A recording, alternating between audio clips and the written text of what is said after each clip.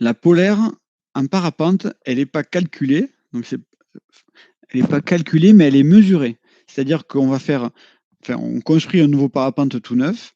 Nervure développe un parapente. Ils vont décoller le matin en air calme sans vent. Bon, ils vont le faire 10 ou 20 fois. Et ils vont mesurer les performances, enfin, oui, les performances de l'aile à différents paramètres de vol. Donc, on va mesurer la distance horizontale parcourue et l'altitude perdue. C'est-à-dire que si, en perdant 100 mètres, j'ai parcouru 1 km, on va savoir qu'on a donc 100 divisé, pardon, enfin 1000 mètres divisé par 100 mètres, ça fait une finesse de 10. Donc, pour faire ces mesures, le pilote il va parcourir tous les régimes de vol de la voile, bras haut jusqu'au décrochage. Et on va faire des mesures à chaque régime de vol. C'est-à-dire que un coup, il va dire bon, les bras hauts, il fait 1 km avec les bras hauts. Après, il va faire 1 km avec un peu plus de frein, encore un peu plus de frein, encore un peu plus de frein. Et donc, ça va nous permettre de déterminer la courbe. Donc, la finesse, c'est équivalent à la distance horizontale parcourue sur l'altitude qui est perdue. C'est équivalent aussi à la portance sur la traînée. Et c'est équivalent à la vitesse horizontale divisée par le taux de chute. Donc voilà, il y a des petits schémas qui expliquent cette formule. Ce qu'il faut retenir, c'est que tout simplement, c'est mesuré avec une voile donnée en air calme. En le faisant 10 fois, on fait une moyenne de ces 10 fois et on obtient la courbe que vous voyez maintenant. Donc sur cette courbe, on a toujours les km/h de déplacement horizontaux en abscisse, donc en haut ici. Sur le côté gauche ici, on a le taux de chute en mètres par seconde. On a 4 points clés en parapente. Le premier, c'est le décrochage. Donc c'est la vitesse en dessous de laquelle notre parapente ne vole plus. C'est-à-dire qu'un parapente qui vole en moyenne, on va dire, à 30 km/h, si je freine des deux côtés, avec des mains symétriques, si je freine, il va arriver un moment où la vitesse est trop faible et où l'aile décroche. Et donc, dans cet exemple, voilà, on est sur 22 km/h. Donc, ce point-là, si on remonte ici, on peut lire 22 km/h et moins 1,4 mètres par seconde. Donc, si on a mesuré ça sur une nouvelle voile, on va mettre un point ici. Ensuite, on a recherché un point qui est le taux de chute mini. Le taux de chute, donc c'est la vitesse verticale de notre parapente. Donc, plus elle se rapproche de zéro, plus on, ouais, non, j'annule la phrase. Donc, le taux de chute mini, ici, dans notre mesure, il va être à 29 km/h et à moins 1,1 mètre par seconde. C'est des exemples, c'est pas des données fiables ou valides pour tout type de voile. C'est vraiment pour un exemple d'une voile dont on n'a pas le nom. Donc, on a le taux de chute mini. Ensuite, on a un point qui est la finesse max. La finesse max, on en entend beaucoup parler, normalement, et c'est le point auquel on va parcourir c'est le meilleur ratio pour nous pour parcourir du chemin. Dans notre exemple, la finesse max, elle sera à 36 km/h avec un taux de chute d'environ, on va dire, moins 1,3 mètres par seconde. Et enfin, la vitesse max, c'est lorsqu'on utilise l'accélérateur au maximum. Et dans notre exemple, on atteindra les 47 km/h. Par contre, un taux de chute de moins 2,5 mètres par seconde. N'hésitez pas s'il y a des questions pour que j'intervienne. Donc, ces régimes de vol, on a vu que c'était 4 points majeurs. Et il y a forcément une position de pilotage qui est associée à chacune d'elles. Donc, par exemple, position des mains. Si j'ai les mains hautes, j'ai un régime de vol, donc finesse max. Dans ce cas-là, on utilise aussi l'accélérateur. Le comportement, la vitesse sur axe est la plus importante, c'est-à-dire que c'est là où c'est le régime de vol auquel notre parapente se déplace le plus vite dans l'air. L'avantage, c'est que contre le vent, on avance plus vite. L'inconvénient, c'est un risque de fermeture en turbulence. Et aussi, on détériore un petit peu la performance et le plané de notre vol.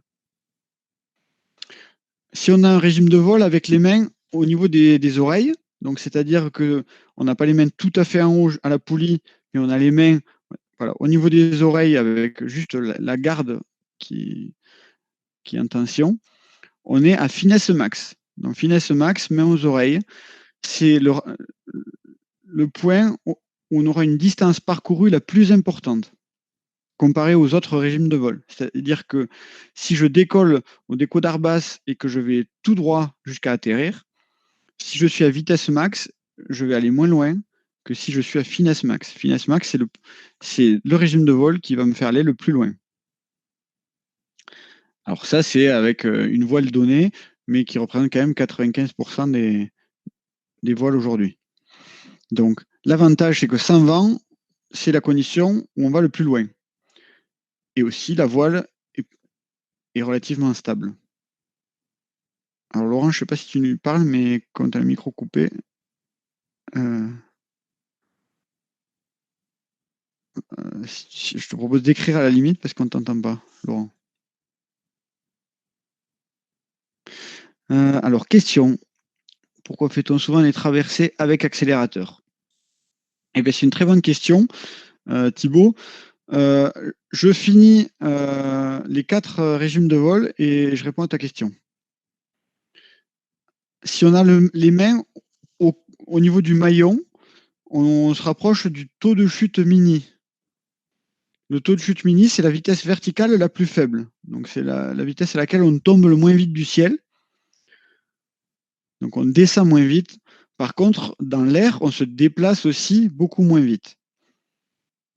Donc, l'avantage, c'est que on tient, enfin, on a un taux de chute qui est meilleur. Par contre, l'inconvénient, c'est instable en roulis et risque de départ en négatif, puisqu'en fait, finalement, on se rapproche du dernier point qui est le point de décrochage. Donc, le dernier point, c'est en dessous, les mains en dessous du maillon. Donc, c'est une position qu'on va déconseiller fortement, puisqu'on se rapproche du point de décrochage et on va être en parachutal. Donc, la voile ne vole plus, c'est le vol en marche arrière qu'on appelle. Donc, en général, on arrive à ce point au niveau du posé, ou éventuellement au décollage, si on a les pieds au sol et qu'on veut ne pas décoller, on utilisera ce régime de vol. Mais on peut se faire mal et se faire peur. Juste, excusez-moi, vous m'entendez? Oui, Charlotte, on t'entend. C'est pour savoir, il y a un nombre de places limitées parce que j'ai des amis qui ne peuvent pas se connecter là sur Et la je crois plateforme. malheureusement que Google nous limite à 100 personnes. Ah, c'est ça, d'accord. Et depuis tout à l'heure, on oscille entre 95 et 100. Et donc, il y a des Ok, fois des gens qui partent, des gens qui arrivent. Et je ne pensais pas qu'on allait avoir autant de succès. ok, ça marche. Bon, bah tant pis. Merci. Avec plaisir. Du coup, pourquoi fait-on les traversées avec accélérateur? Alors, des traversées accélérateurs, pourquoi? Alors, les régimes de vol que je présente ici et les performances, elles sont faites en air calme et sans vent. Ça veut dire que si dans mon équation, je rajoute des turbulences et du vent, et c'est exactement ce qu'on va faire, on va expliquer pourquoi l'accélérateur peut avoir un intérêt. Donc, on y répondra, en fait, je viens de calculer que dans la suite, on répond exactement à cette question. Et pour Philippe, effectivement, pour les nouvelles voiles, on obtient une finesse max bras haut normalement. Et je confirme ce que tu dis. Bon, c'est un tableau que j'ai récupéré sur Internet qui date un petit peu. Mais on va dire que entre oreille et main haute, on est plus ou moins sur enfin, dans tous les cas, une aile qui n'est pas freinée. Donc je valide ce que tu dis. Ok, donc Tony, c'est une bonne information. Donc pour Charlotte, ce sera intéressant. Donc la présentation sur la polaire est enregistrée. Et donc on verra avec Tony pour qu'elle soit rendue disponible à ceux qui n'ont pas pu participer. Donc, la polaire des vitesses en parapente. On va rentrer un petit peu dans le détail parce que jusqu'à maintenant, on a vu vraiment le grand théorique. Donc, vitesse verticale en mètres par seconde, vitesse horizontale en kilomètres/heure. Donc, on mesure le point de décrochage, un taux de chute mini, une finesse max et une vitesse max.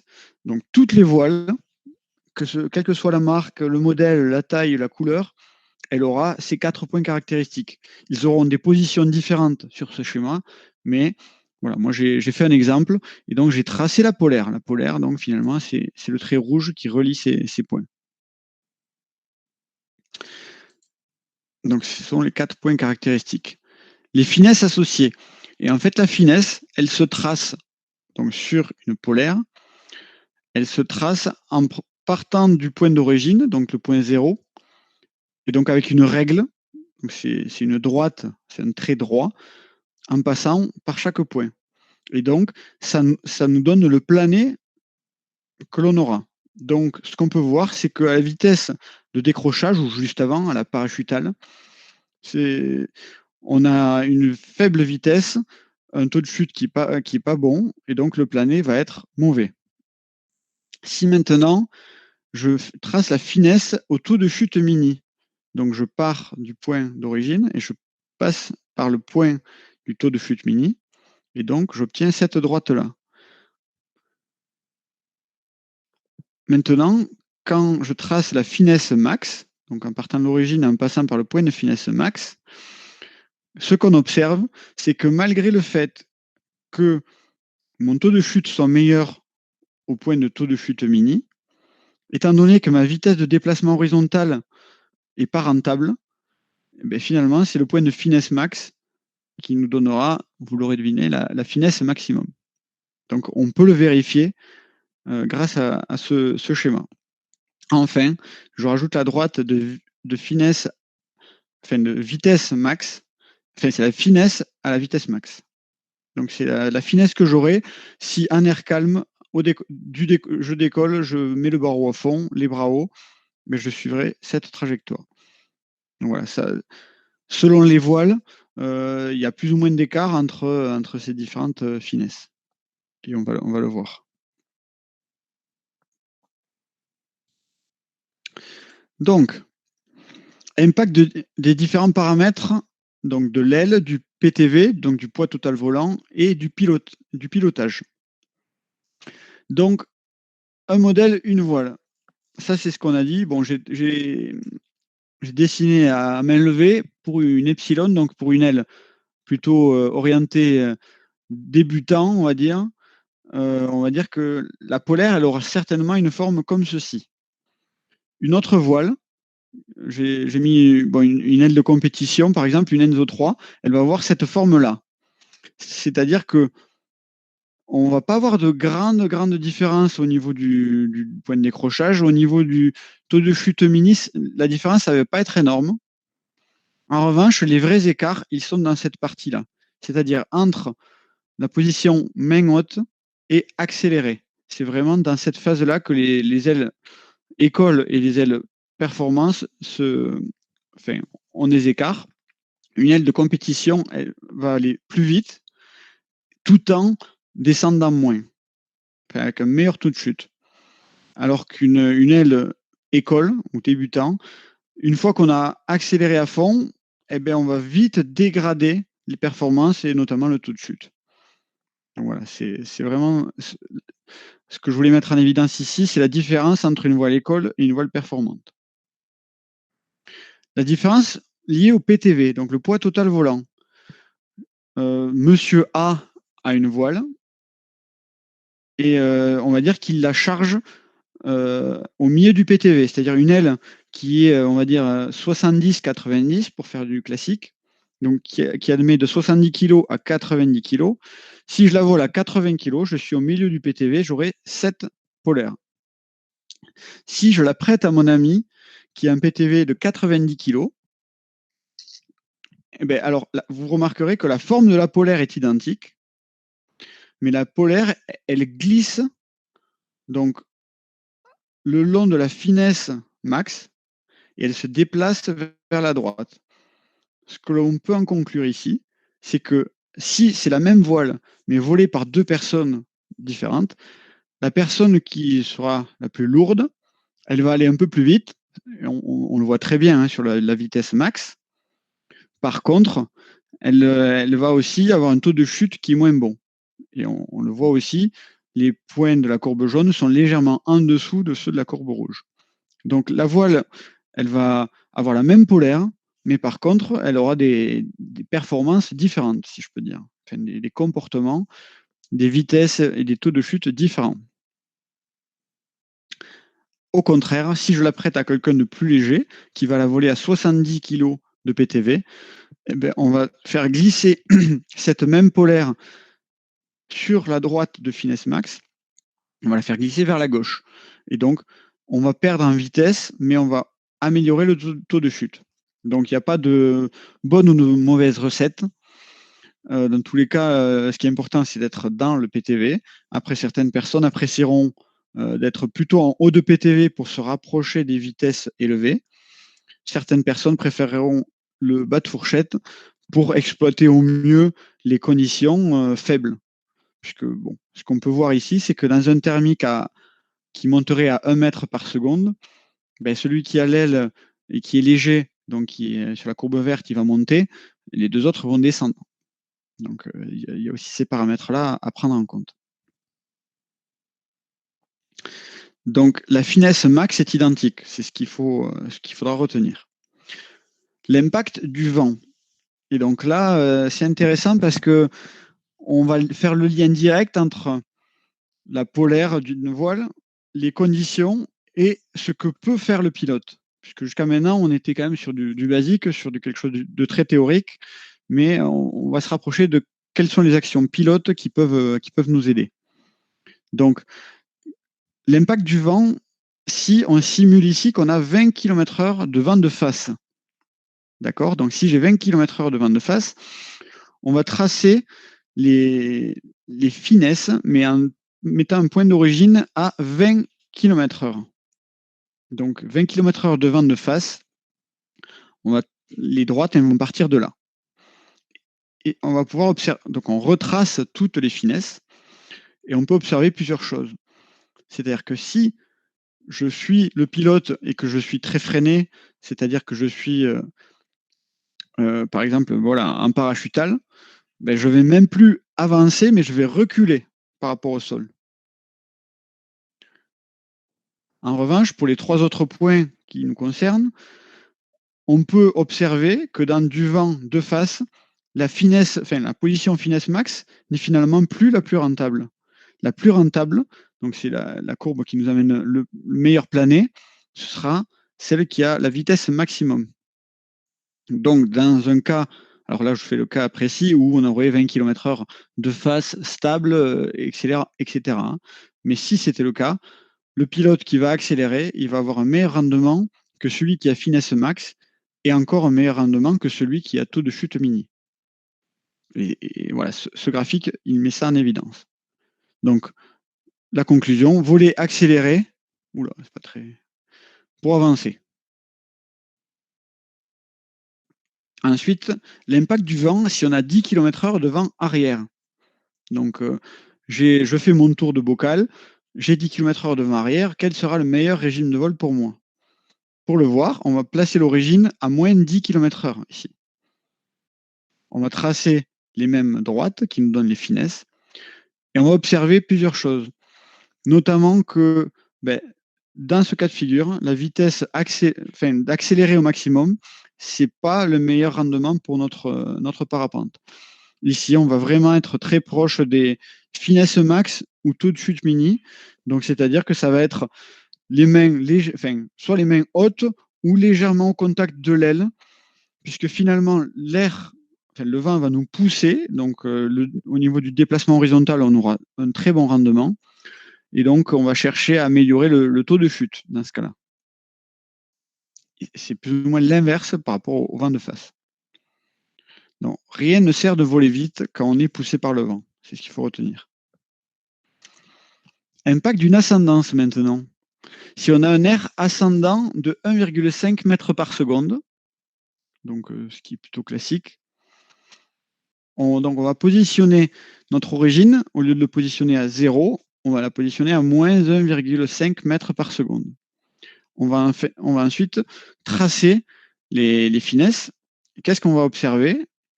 On va observer que quelqu'un qui vole proche du décrochage ou accéléré à fond, eh bien, il ne va pas monter. Il va avoir une trajectoire qui l'amène vers le sol. Alors que des personnes qui exploitent la masse d'air, qui vont avoir des mains, un niveau de freinage entre les mains hautes et le taux de chute mini, eh bien, ces personnes-là, elles vont profiter de l'ascendance et elles vont s'élever. Donc voilà, ça c'est vraiment le cas où on a le thermique faible, mais sélectif, des personnes qui vont utiliser le bon régime de vol vont monter, et d'autres personnes qui vont mal gérer leur régime de vol, elles vont descendre. Donc, au bon régime de vol, on monte, trop vite, on descend. L'impact d'une descendance. Donc, si on cherche dans un air descendant, donc ce qu'on appelle couramment une dégueulante, donc là, j'en ai fait une de 1 mètre par seconde, ce qui n'est pas très fort, mais ça nous permet tout de même de voir ce qu'on veut voir. Donc, dans une dégueulante de 1 mètre par seconde, on va placer l'origine là-haut, on va tracer les finesses, et on va s'apercevoir de nouveau que si on est accéléré ici, on aura le meilleur rendement pour notre parapente. Donc, voler vite pour quitter une zone de dégueulante. Donc, si on imagine une dégueulante à 2 mètres, 3 mètres par seconde, ce qui est possible de faire aussi, enfin de croiser, eh ben, cet écart va se creuser. Donc, il sera d'autant plus important de quitter vite la zone. Alors, je fais un tour vers les questions. Ça semble paradoxal. Plus je suis lourd, moins je perds de finesse en parachutal. Alors, je reviens sur le schéma qui concerne les PTV.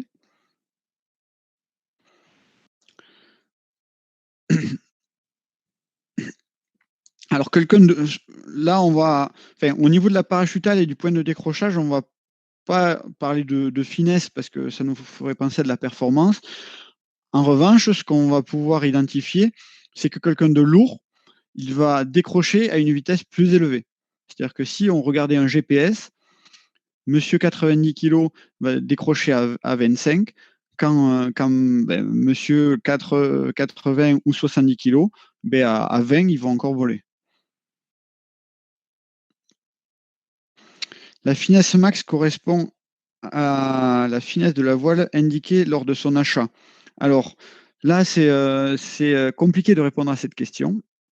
Mais effectivement, normalement, la finesse qui est indiquée dans le Parapente Magazine, c'est la finesse maximum de la voile.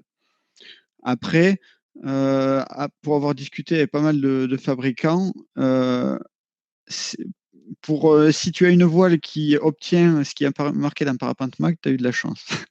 Donc, effectivement,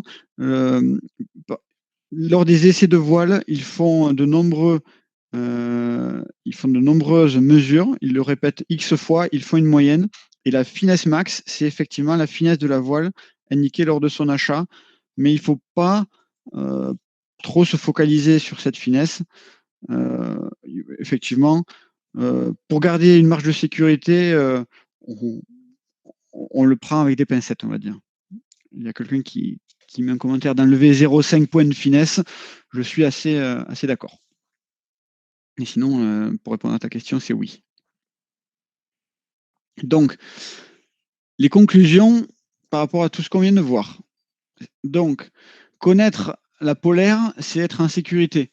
Parce que voilà, on sait que à tel niveau de pilotage au niveau des freins, je suis au taux de chute mini.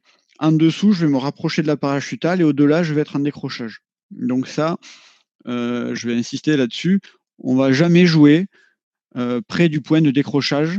J'espère que parmi tous les schémas qu'on a vus, on a vu systématiquement que la zone à gauche du taux de chute mini, elle n'était jamais rentable. Donc, si j'ai un conseil à vous donner, volez toujours plutôt vite que trop freiner. Donc, plutôt main haute que les mains qui se rapprochent du maillon et à chercher les basses vitesses. Donc, la sécurité. Donc, flirter avec la vitesse mini n'est jamais bon, sauf cas particulier, donc atterrissage, basse vitesse, etc. mais par des personnes qui maîtrisent. Savoir utiliser l'accélérateur, ça fait gagner en sécurité et en performance. Alors, effectivement, on pense de suite accélérateur, c'est pour la performance. Mais si j'ai du vent de 30 km/h face à moi, ça peut nous arriver, ben, l'accélérateur, ça va nous permettre de nous déplacer et d'aller rejoindre notre atterrissage, possiblement avec la meilleure finesse, alors que notre régime de vol nous aurait fait poser avant l'atterrissage. Donc ça, c'est important de le savoir. Ensuite, face au vent, je vole vite. J'ai mis j'accélère, mais on va dire je vole main haute et pourquoi pas avec un peu d'accélérateur. Vent arrière, rien ne sert de se presser, donc pourquoi pas freiner légèrement. Tout ceci, on peut progresser au sol. Donc en pente-école, n'hésitez pas à travailler ces différents régimes de vol en pente-école, parce qu'on peut le faire, on a les pieds au sol ou on est proche du sol, donc n'hésitez pas. Et sinon, c'est un sieve. Les points caractéristiques d'une voile, le point notamment de décrochage, il ne se découvre pas par nous-mêmes sur un vol classique. Donc si on veut découvrir le décrochage, je vous enverrai plutôt vers une école professionnelle qui propose des CIV. Donc CIV, stage d'incident en vol. Donc ici, on a juste des petits schémas qui nous font des petits rappels. Donc vent de face, il est intéressant donc d'avoir un vol accéléré. Rafale descendante ou dégueulante, également intéressant d'accélérer. Une ascendance, on va essayer d'avoir un régime de vol qui se rapproche du taux de chute mini et de la finesse max. Et en cas de vent arrière, on aura une médiane entre le taux de chute mini et la finesse max également. Donc dans tous les cas, une fois encore, ce sera partagé. Alors j'ai une question. Alors face au vent, 15-20 km/h, dans une ascendance à plus de 1 mètre par seconde, on accélère ou pas? Alors, tout dépend ce que l'on veut faire, Laure. Parce qu'effectivement, si j'ai 15-20 km/h de vent de face, une ascendance à 1 mètre par seconde, il y a plusieurs choix. Soit mon but, c'est de monter pour continuer mon cross. Et dans ce cas-là, mon but, c'est de rester dans l'ascendance. Et dans ce cas-là, j'enlève l'accélérateur et j'enroule. Donc, je vais chercher des taux de chute mini ou finesse max pour enrouler et rester dans l'ascendance. Si maintenant mon but, c'est de faire une ligne droite vers mon atterrissage, et qu'on a 20 km/h de vent de face, on peut conserver l'accélérateur ou ce qui peut être une solution, c'est de le relâcher temporairement et une fois qu'on a quitté l'ascendance, remettre de l'accélérateur. C'est là où vraiment la maîtrise des régimes de vol et la connaissance de la polaire et de nos instruments nous permettent d'améliorer les performances de l'aile. Et pour l'anecdote, c'est que si vous suivez quelqu'un qui fait le même poids que vous, qui a la même voile que vous pouvez le suivre à 10 mètres derrière, mais il y a une personne qui va optimiser à chaque seconde d'une transition, il va optimiser le régime de vol en relevant les mains, en mettant un peu d'accélérateur, un petit peu de frein, etc., suivant l'air qu'il croise, il va arriver plus haut que vous au même point. Donc ça se travaille à tous les vols et grâce à la compréhension de ces petits chemins. Rares sont les fabricants qui donnent la polaire. Seul moyen, faire ses propres mesures pour connaître sa polaire. Effectivement, Michel, ça fait un petit moment que j'ai pas vu de polaire dans mes sachets de voile, mais bon, il y a, à la limite, pour connaître une polaire, et notamment les 3 points qui sont à droite ici, je vous recommanderais de faire vos mesures. Pour le point qui est à gauche, je vous recommanderais d'aller au-dessus de l'eau, en sieve, pour connaître ces points-là. Je ne sais même pas si Parapente Mag se frotte à ce genre de... Ce qu'il faut retenir, c'est que la forme, globalement, pour toutes les voiles, elle est dans cet état d'esprit. plus une voile est performante, plus on va modifier la position de ce point-là à droite. Mais voilà, après, on n'achète pas non plus une voile pour sa polaire. Donc, tableau de référence accélérateur. Alors ça, c'est vraiment si on veut tirer la performance de notre parapente. C'est un petit tableau qu'il est bien d'avoir en tête, c'est-à-dire que ce qu'on aperçoit, donc le pourcentage, c'est le pourcentage d'accélérateur. C'est-à-dire que 0%, je ne touche pas l'accélérateur. 100%, j'ai les poulies qui touchent les poulies. Je suis à fond, jambes tendues sur le deuxième barreau. Et alors, je ne vous dis pas de faire ça absolument, mais les gens qui recherchent la performance, ils ont un pilotage qui se rapproche de ça. Plus le taux de chute est mauvais, plus le vent de face est fort, et plus on va avoir une utilisation appuyée de l'accélérateur.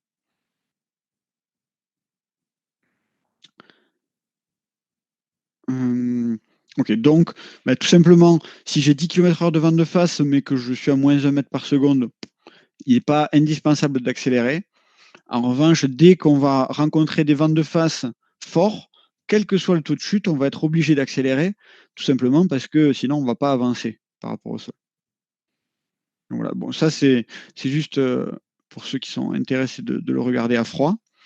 Et ensuite, il y a cette planche qui a été faite par un collaborateur qui est très très bien, qui résume pas mal ce qu'on a vu aujourd'hui. Et donc, voilà, donc on a les positions des mains du petit bonhomme. Ici, on n'y va pas. Ici, c'est les régimes de vol. Et ici, c'est tout ce qui se passe main haute.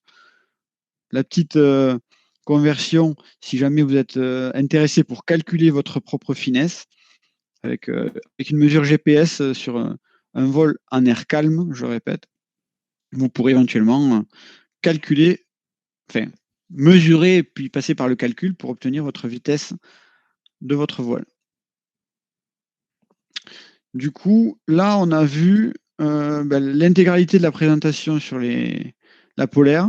Donc ici, je cite pas mal de mes sources. Donc si vous téléchargez la présentation, vous pourrez aller voir plus en détail.